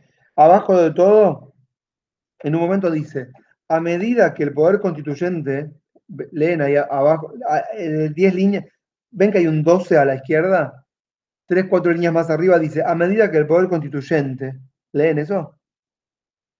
A medida que el poder constituyente marca sus diferencias con el constituido, ¿sí? Con todo lo que ello conlleva de replanteamiento de conceptos como el de legitimidad o representación, lo que está diciendo acá el autor es, el constituyente no es el derivado que tiene límites y limitaciones, el constituyente a veces es un poder nuevo, que le importa un pepino lo que dijo el poder constituido, porque se constituye como un nuevo poder, entonces marca sus diferencias con el poder constituyente, ¿entienden? El constituido. Y no le importa de la legitimidad o las formas de representación. Bueno, cada uno se refugia en su naturaleza. El poder constituido en la institucionalidad y el orden de pretensión inalterable. Es decir, el poder constituyente originario siempre va a decir, nosotros somos los representantes de la ley y cualquier cosa que se aparte de la ley va a ser inconstitucional. La constitución de nuestros constituyentes representantes del año 1853 dice que la reforma se hace de esta manera. Y si la reforma no se hace de esta manera, y si se hace de prepo, algún día, cuando nosotros volvamos a ser poder, vamos a volver a imponer los valores tradicionales. Es decir, es como si el garante de la verdad se garantiza que va a ser el garante de la verdad para siempre, el único y último representante de la verdad y de la salvación, que puede incluso, escuchen lo que voy a decir ahora, suspender la vigencia de la Constitución para salvaguardarla. Esto es, por ejemplo, el apotegma, las urnas están bien guardadas, no estamos maduros para la Constitución. Nosotros somos los representantes de la Constitución que la cancelamos para salvaguardarla de las mayorías democratizantes, del marxismo-leninismo, si les gusta. Y sigo. Y el poder constituyente, en la legitimidad primera y la creación, en términos de Negri, acá quería llegar, en términos de Negri, Tony Negri, se llama Imperio, el texto que está citando acá. Escuchen esto, el paradigma del poder constituyente es el de una fuerza que irrumpe, quebranta, desquicia todo equilibrio preexistente y toda posible continuidad. Es decir, para Negri, que la está tomando de Spinoza, yo le cito a ustedes, que piensa el poder como una potencia, para Negri el poder constituyente no es algo establecido e inmaculado. Para Negri el poder constituyente es algo que está en permanente movimiento y no se puede clausurar en un manual de derecho constitucional, diciendo, es así, tiene estas características, porque eso no existe. Para Negri el poder constituyente es todo el tiempo revolucionario. Es una máquina constante nueva de generar conceptos. Ni siquiera, como Ricardo dijo, de discutir los conceptos establecidos, sino es una máquina de crear nuevos conceptos. ¿Entienden? Nuevos conceptos que ni siquiera hoy nos estamos imaginando. Yo nunca me imaginé en la historia de la humanidad que íbamos a hablar de no mujer ni no hombre, por ejemplo. ¿Entienden esto, no? Y el día de mañana no sé qué otro concepto nuevo va a haber. Y eso sería el poder constituyente. Sería el poder creador de lo nuevo, que hoy es innombrable. Vuelvo a Roberto Espósito. Sigo. El poder constituyente está ligado a la idea de democracia como poder absoluto. ¿Mm? Es por consiguiente el del poder constituyente, ahí como verbo, ¿no? Que crea, como fuerza impetuosa y expansiva, un concepto ligado a la preconstitución social de la totalidad democrática. ¿Por qué dice preconstitución social? Porque claro, el poder constituyente está antes que la Constitución y no puede estar encerrada en ese texto. Si nosotros queremos encerrar al constituyente en un texto, lo que nos va a estar pasando es que vamos a impedir que aparezca lo nuevo y vamos a querer constantemente imponer la idea del orden que establecimos al inicio. Y eso es lo que nosotros tenemos con la Constitución de 1853. La imposibilidad de lo nuevo, la irrupción del peronismo en su momento o de las minorías hoy, lo que están tratando de hacer es justamente ser un poder constituyente creador de lo nuevo. Y los poderes tradicionales establecidos lo impiden. ¿Y en qué se amparan? En la legalidad del texto que tenemos. No, eso no está permitido. Termino la cita. Esta dimensión es como esta conceptualización preformativa e imaginaria tropieza con el constitucionalismo de manera precisa, fuerte y durable. Es decir, el poder constituyente no puede estar en un manual de teoría constitucional, porque el poder constituyente no se puede clasificar, no se le puede poner nombre, no podemos decir ni quiénes son, ni cómo va a operar, ni de qué forma. Es decir, Negri nos está diciendo, no existe un poder constituyente derivado. El poder constituyente derivado es el constante intento por parte del poder de clausurar la discusión. ¿Se entendió? Fui categórico.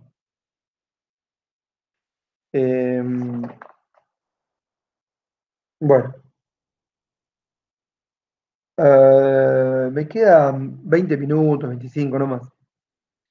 ¿Qué temas me faltan? Quiero decir que con esto, de alguna manera, que es poco, estaría hablando de la parte conceptual, ¿sí? Y tendríamos que ver el proceso de la formación de las constituciones argentinas y el caso chileno para la actualidad. Si quieren, ¿saben qué? Empiezo con esto, corto donde corto, lo retomo la clase que viene, pero después la clase que viene corto en la mitad y sigo con supremacía constitucional. No sé cómo están, Hablé mucho yo. Díganme lo que piensan. Tengo sueño, pero no tiene nada que ver con esto. No, está bien. Está bueno. No, me perdí un poquito, pero creo que pude retomar, así que bien. Está bien, ¿qué más? Claro, un ejemplo del poder constituyente que veo es poner el ejemplo de Perú. Perú se basa mucho en su poder constituyente, como que no se puede tocar ni reformar. Acá por lo menos hubo variantes de Estados Unidos reformas. también, ¿no? Claro. No, pero latinoamericanamente hablo. Después de Estados Unidos. No tengo- ¿Cuál dijiste, Marcos, que no escuché? Estados Unidos. Estados Unidos, que si bien le agrega cláusulas, nunca podés reescribir nada. Claro. Bueno, Claro. el ejemplo peruano es eso, como el poder constituyente representa en su máxima plenitud el poder económico, político y social, y el 90% de la sociedad está por fuera de decisiones. Y un poco pasa lo mismo en Chile, ¿no? Por eso Chile termina siendo un modelo siempre como republicano, democrático, constitucional. Pero bueno, los números están afuera siempre. había una candidata en Perú que, ¿cómo se llama? La que no pasó. Verónica. Verónica, ¿qué era el apellido? Mendoza. Verónica Mendoza, sí. Sí, después les mando si quieren Esperen, Verónica Mendoza. Esperen, ¿eh? Es la que pregona el justicialismo en Perú. Sí, Verónica Mendoza, que era una candidata que planteaba en su plataforma, digamos, política, la reforma de la Constitución, al calor, digamos, de los nuevos procesos constituyentes en América Latina. Pero todo eso está muy verde todavía en Perú. Y en Perú, como dice Ricardo, continúa esta idea de que la reforma solo puede ser rígida a través del mecanismo establecido por la Constitución. Claro. No, o la reforma, o sea, no podés plantear reforma porque sos chavista. Así, literal. Bueno, está bien, pero eso es una buena estrategia, digamos, No, del totalmente. poder para Sí. articular, digamos, sectores que se opongan, digamos, a procesos de cambio. Entonces, Claro. hoy... Igual terminó ganando un candidato más radical que Mendoza. Sí. O sea, ganó un sindicalista de la sierra que va a terminar reformando hasta los mínimos pesos de la minería. Ojalá. Bueno, vamos a ver, miren, es en ese sentido Perú, si llega a ganar este candidato, un caso súper atractivo para seguir. Yo no hay previsibilidad sobre lo que va a pasar, nunca la hay. Uno a priori podía pensar, si va al choque, va a ser difícil. Eso no significa que no sea imposible, pero generalmente cuando te vas a pelear con todos los sectores de poder y vos vas a querer imponer escuchen ahora, tu Perú imaginado, así como antes hablamos de la Argentina imaginada, puede chocar con valores tradicionales muy importantes que pueden hacer terminar fracasando todo el proyecto. Eso no significa que lo logre, pero yo lo que creo, a la luz de la historia, de los procesos, es que cuando no hay consensos con las fuerzas políticas tradicionales, siempre viene la contrarrevolución o la contrarreforma, ¿entienden? Es decir, va a venir uno, va a querer imponer su idea de país. Esto pasó en la Revolución Francesa, así arrancamos. Y a los 2 años, la contrarrevolución. Y cuando vino el peronismo, también vino ese proceso. Y cuando les decía que les dejé el caso chileno, es porque el caso chileno está en esa discusión, está justamente hoy en esa discusión. Si la reforma va a ser una reforma que va a seguir los parámetros de la Constitución de 1980 de Pinochet, ¿sí? Que se sancionó con proscripción y bajo un delineamiento o bajo la custodia del gobierno militar de la época, o si va a ser una constitución que se va a imponer de abajo hacia arriba. Y por eso, miren lo que voy a decir ahora, la calle y el pulso de las mayorías populares va a terminar dando o no la legitimidad necesaria para la mayor profundización en el cambio, o no. Si la calle no está presente, la legitimidad va a ser de los poderes concentrados. Todo eso, en realidad, ¿ustedes leyeron los textos que les dejé de Chile o no? Díganme, ¿ah, sí? Hernán dice, ¿ah, sí? Más o menos. No, porque si no, me meto con eso. Me meto con eso. Sí, decime. Se da justo esa pelea, digo, que como que no está siendo tan fácil a los independientes sumarse al proceso de elección de constituyente. No, porque lo que estamos viendo justamente en Chile, porque yo quería que lo lean todo antes y lo tengan bien fresquito para trabajarlo full. Sí, decime, María Luz. Sí, lo que me llamó la atención era que decía que desde abajo estaban pidiendo una reforma y que se les estaba yendo en contra porque al final el sector del que ellos estaban en contra les termina teniendo poder de veto sobre la reforma.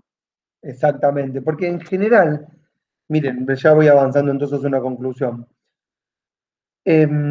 como para que si quieren tomen nota, lo que quieran. En general, la discusión sobre la reforma, miren lo que voy a decir ahora, nunca es sobre los contenidos. Va a parecer raro lo que estoy diciendo. Siempre es sobre el mecanismo para llevar adelante la reforma. ¿Por qué?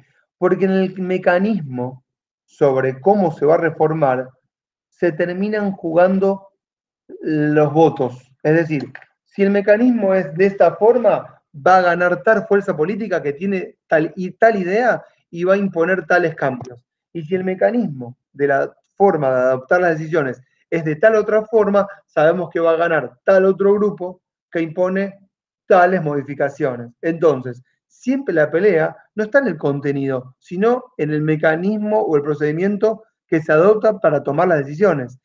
Y en general, si llegan a un acuerdo, será un pacto y tendrán un texto que saldrá, digamos, producto del pacto y tendrá un poquito de cada cosa, lo cual sería saludable en términos de convivencia pacífica. ¿Sí? Ahora, si eso no se logra, escuchen, quien imponga el mecanismo de reforma va a imponer la nueva constitución, porque va a saber que todo lo que propone se va a adoptar como la nueva ley. Pero lo que sabemos que va a pasar a futuro es que va a haber una minoría, que puede ser mayoría también, que va a estar en desacuerdo, que no la va a aceptar y que le va a cuestionar su legitimidad. Si es de los grupos de arriba hacia abajo, va a decir, no se adoptaron los mecanismos legales previstos para reformarla. Si va a ser de abajo hacia arriba, va a decir, no se tuvieron en cuenta las mayorías populares. Entonces, movimentismo por un lado, legalismo o defensa institucional por el otro lado, ahí está la disputa. ¿Sí? Lo que decía Ernesto Laclau, por ejemplo, en su tesis es, ni tanto movimentismo, ni tanta defensa acérrima de las instituciones. Porque cuando te devolves en un defensor acérrimo de las instituciones, estás defendiendo el status quo, estás defendiendo el poder establecido. Pero cuando te volvés todo movimentista, es decir, las calles, el poder popular, y te quedás totalmente ajeno a lo que sería la ley, bueno, terminás, digamos, generando una fuerza de legitimidad popular, pero que no acepta ningún mecanismo legal que permita generar consensos hacia todos los que no están incluidos. Siguen esta idea, ¿no? ¿Qué me pusieron en el chat que no leí? Yo te ponía si el mecanismo se define en el Congreso antes de establecer la Convención Constituyente, sí. Bueno, esa es la discusión. Este es el gran tema, porque no es se define, es quién y cómo. O sea, lo que está pasando en Chile ahora es que le sacaron, miren, las que votaron en la ley los que votaron la reforma fueron el 82%. Votaron apruebo, se llamaba apruebo, ¿no? Y además se aprobó de una manera tal en la que podían participar los independientes y no solo los partidos políticos tradicionales. Eso está un poco en las notas que les dejé. Y eso fue así, ese 82%, 80%, no me acuerdo qué porcentaje, pero un porcentaje muy alto, 70 y pico por ciento.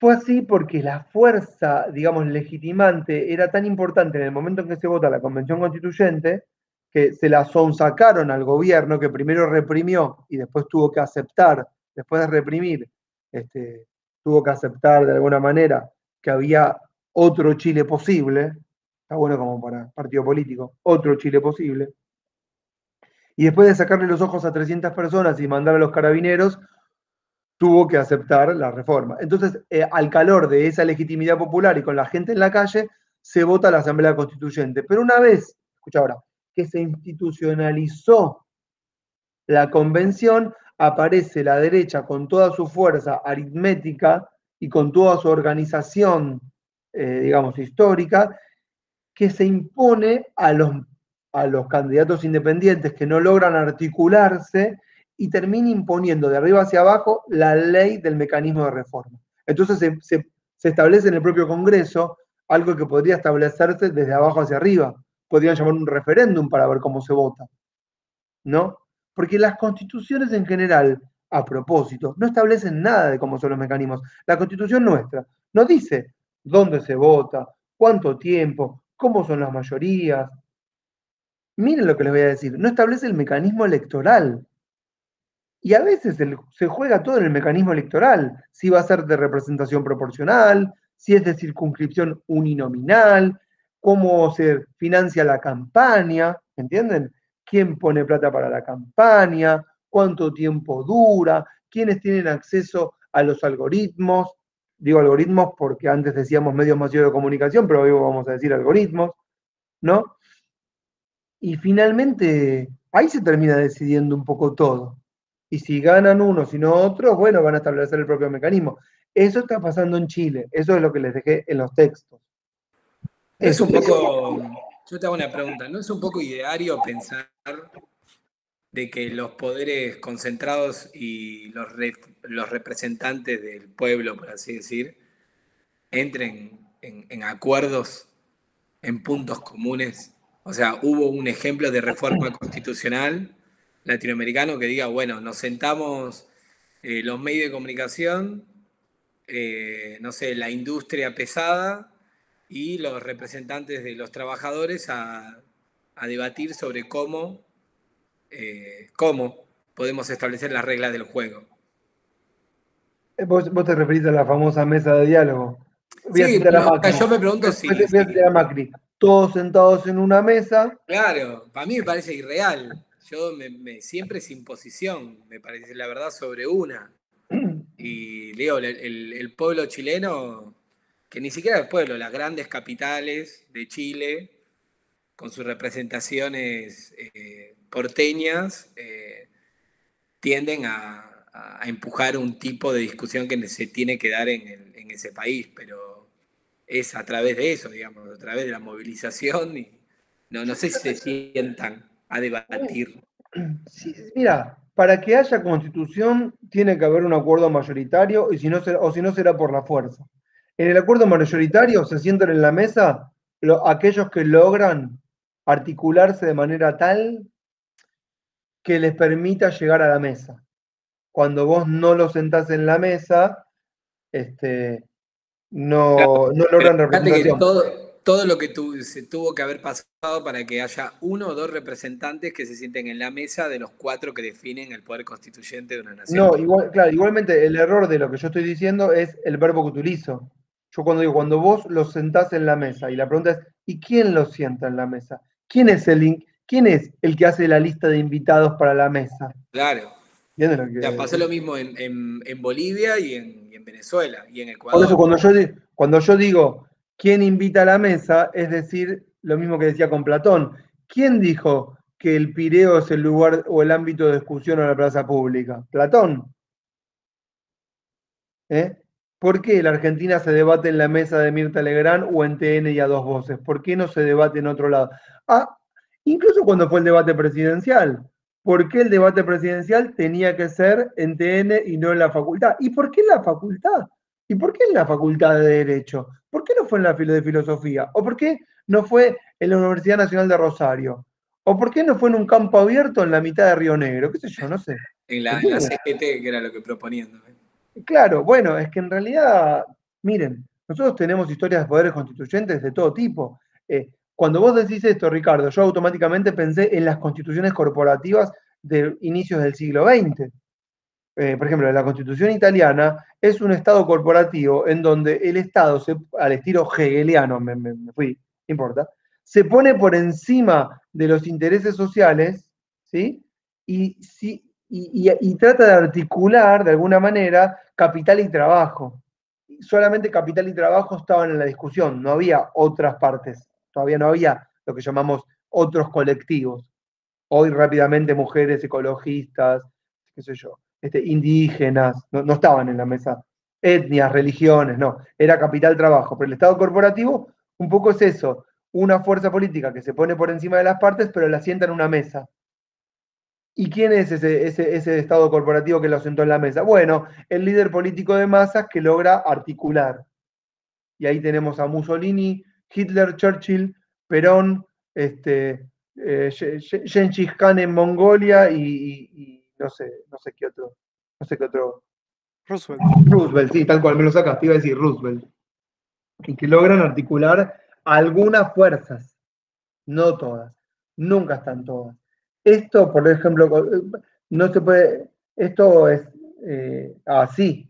Entonces no sabemos qué va a pasar en Chile. Yo les diría que entonces, toda esa fuerza de la que habla Negri, ¿sí? Que es una corriente que avasallante de juventud, que copa las calles, que va con banderas, que tira nuevos conceptos, que se enfrenta a la policía, que soporta, digamos, que le mutilen los ojos, ¿sí?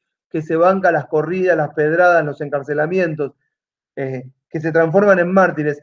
Si, si, si quieren imponer en la nueva constitución sus propias ideas, tienen que seguir por ese camino que es ilegal en los términos de lo que el poder impone como ley, pero que va a ser legítimo a futuro. No hay constitución por las buenas. No hay constitución por las buenas. Puede haber una mesa después, pero la represión antes existió. Esto se lo digo desde el periodo feudal hasta hoy. El monarca... Claro, eso es lo divertido para mí de una reforma, ¿entendés? Que antes me encanta lo divertido, ¿no? Pero no es No, y tan bueno, divertido. lo divertido para la lucha política es genial. O sea, no sé, para que Evo pueda reformar la Constitución, fueron 15 años de casi 30.000 indígenas muertos. Y lo mismo con Venezuela.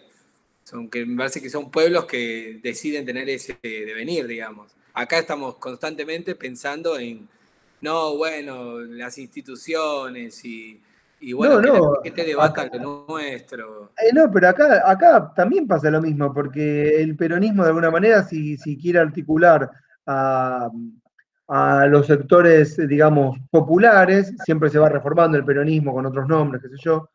Sí. Tuvo su periodo de proscripción, después tuvo su periodo de traición, y después tiene su periodo de incorporar nuevas mayorías populares. El El neoperonismo. kirchnerismo es otra cosa, de alguna manera, ¿no? Por Es eso, el la, peronismo como que tiene miedo de reformarla ahora. No sé, bueno, sí, hay un porqué, pero No sé si tienen miedo, tal vez se expresa diferente que en otros países porque lograron institucionalizarse mejor, ¿no? no, eso es totalmente obvio. O sea, Latinoamérica no tuvo un peronismo, digamos. Y Solo lo tuvo claro, peronismo, la como vamos a Argentina. llamar, articulación de fuerzas que logran institucionalizar, dar el debate en los mismos ámbitos de discusión donde debate el poder, ir a la Total. universidad, Sí, hablar sí. el mismo idioma, hacer Sí. el Congreso de Poder Constituyente peronista, ¿entendés? Y llamar Claro, al por eso, otro el Poder Constituyente conservador, y le puso nombre, le puso conservador en vez de Poder Constituyente. muy bueno. Claro. Claro, bueno, escuchen, son 10 y 5, igual estamos bien, me parece. ¿Qué tal? ¿Los volví locos o estamos bien? No, mira, esta es Sí, la clase en la que menos me distraigo porque como que estamos involucrados en la discusión. Los demás profesores como que hablan 3 horas y de repente dicen, bueno, ¿entendieron? y bueno, y no Yo entendiste me nada. quedo recalculando, tipo. No, es que es así, para ir concluyendo y les digo cómo seguimos. Eh, yo no puedo hablar tanto tiempo seguido, porque yo sé que no están capacitadas y capacitados, y yo tampoco, para estar tanto tiempo concentradas y concentrados. Tampoco tengo la mejor dicción, y entonces todas las cosas se van como acoplando. Habla mucho, es denso, los temas son complejos, tal vez no leí todo. Bueno, entonces tratamos de hacer un ida y vuelta y darle mucho a un solo tema, pero le sacamos el jugo. Por eso yo siempre digo poco, pero bueno.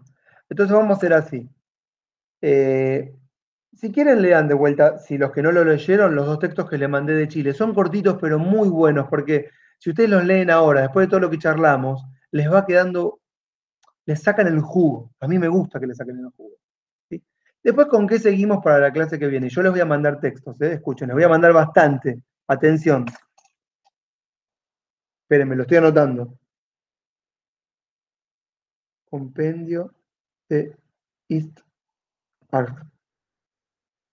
Les voy a mandar textos sobre la Constitución del 53, ¿sí? 60, les voy a mandar textos sobre, escuchen, la Convención Constituyente del 53 y del 60. Les voy a mandar textos, todo lindo, no aburrido, lindo y corto y lindo. Yo digo lindo, piensen lo que quieran. Sobre este texto, miren. ¿Leen ahí? Muy sarmientista. ¿Sí? Sobre cómo fueron los debates del Pacto de San Nicolás, del Tratado del Pilar, Tratado del Pilar, Pacto de San Nicolás y el Tratado de San José de Flores. ¿Por qué? Porque son los pactos preexistentes más importantes que surgen después de batallas.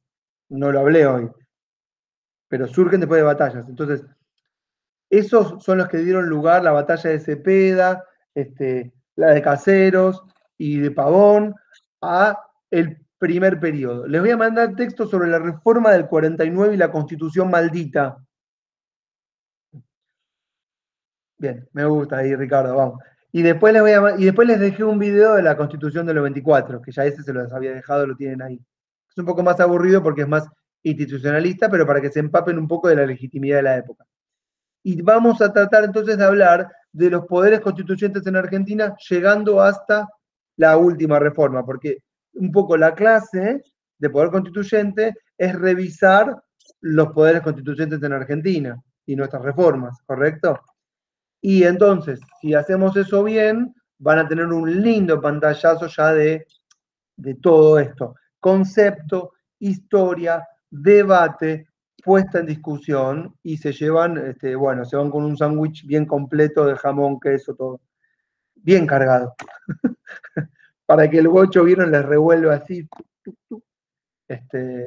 Una panzada de conceptos e historia. Y después de ahí también les dejo, ya, porque si hacemos a tiempo seguimos, supremacía constitucional. Y termino, y les dejo los links de las clases que di o que voy a dar de la Revolución Francesa, que las saco de este libro. Se llama, está en francés, pero no importa, Una historia popular de Francia, este es mi libro de base, de la Guerra de los 100 años a nuestros días. Y ahí está, no la Torre Eiffel, sino trabajadores en la Torre Eiffel. ¿Por qué? Porque lo que quiere mostrar es la historia popular y no la historia institucional. ¿Quiénes están detrás de las revoluciones? Las fuerzas de choque. Bueno. No, perdón, y les voy a mandar de este. Se llama La Revolución y Contrarrevolución en la Argentina. El texto número 1, Las masas y las lanzas, de Abelardo Ramos. Es un clásico que es un peronismo marxista revisionista. No comparto todas las ideas, algunas cosas tal vez no, pero es un clásico de la Argentina, ¿sí? De las Argentinas imaginadas. No sé si lo vieron. Les voy a mandar textos de todo eso. Les comento que todo esto se los voy a mandar. ¿Listo? ¿Nos vemos la vez que viene? Dale, profe. Bueno, Gracias. todo esto lo grabé, así que les dejo la clase también. Dale, genial. Chau, chau. Buenísimo, gracias. Chao. Nos vemos. Gracias. Un fin de- Buenísimo, chao, gracias. Chau, chau.